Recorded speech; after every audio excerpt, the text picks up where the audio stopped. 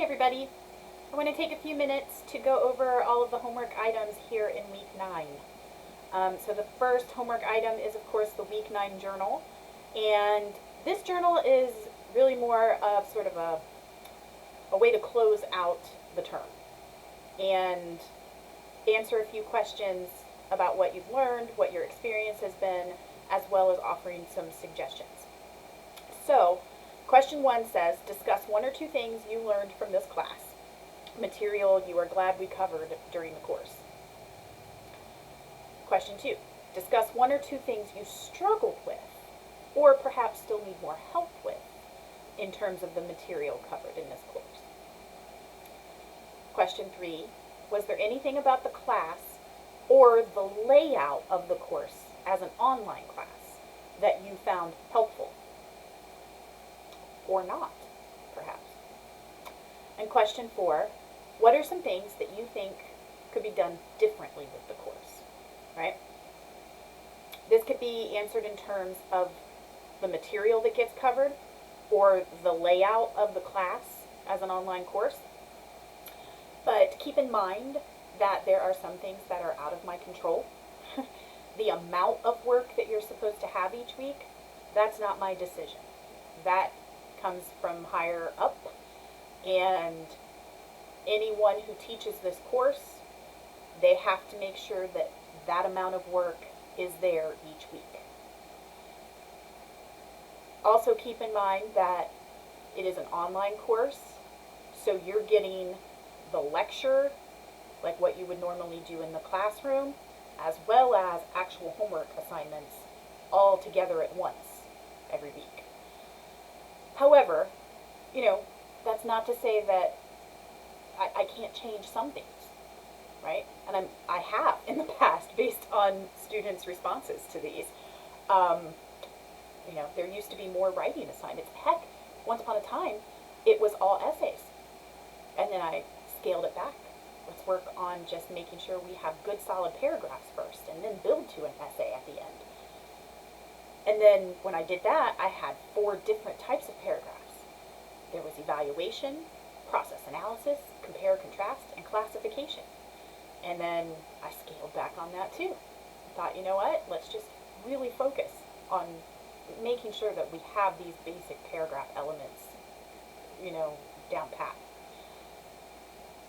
So I do take your responses into consideration, and things that I can change and that are good ideas to change, I do. I do it.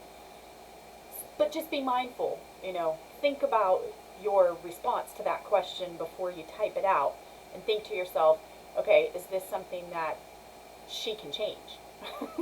Or is it something that it's just the way it is?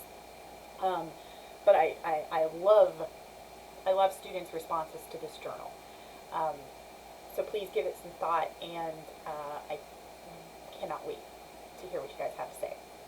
Let's try to have that in Sunday by 11:59. The next item for homework this week is the Week 9 Assignment 1, the Final Exam Essay Outline. Now, when you go to that assignment, in the instructions, there will be a video where I go through in detail what you need to do to complete that assignment.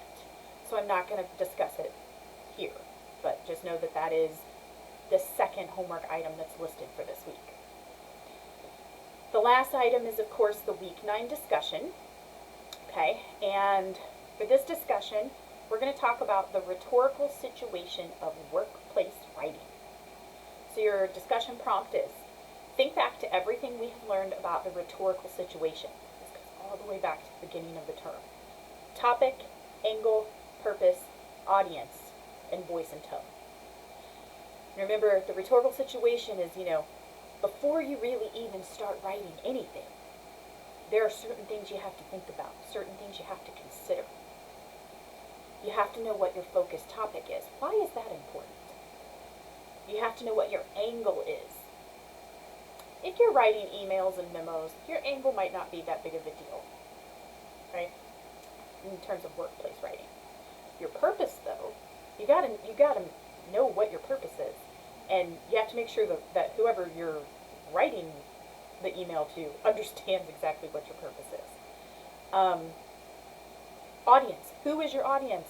Who's going to be reading this? You know, that will determine a lot of how you word things, how you present yourself. All of it. Your voice and tone, right?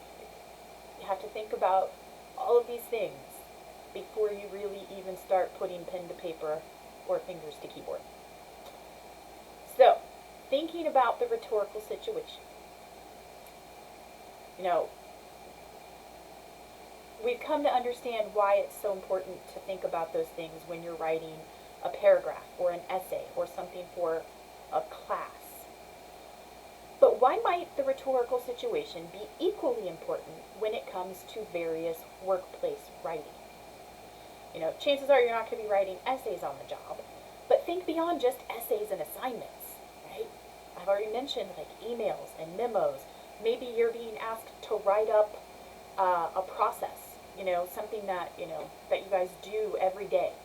And, you know, your boss says, you know what, I think this would be great if we had it, you know, written up and on the bulletin board or on this wall or something like that. Or maybe it's something that you give to new hires when they start training. Just whatever it might be, just anything that you might be asked to write on the job. It's not going to be formal. It's not going to be academic. It's not going to be essays. But it's still going to be writing. So think of those types of things. Why would that rhetorical situation be important? And why might it be important for people to have proficient writing skills in the workplace? Right? That's what I want you to think about and respond to. Try to have your first post up by Thursday night. Don't forget to respond to 2 people by Sunday night before the discussion closes. Alright, so that's it for week 9. If you have any questions or run into any technical difficulties, let me know right away. Otherwise, feel free to go ahead and get started.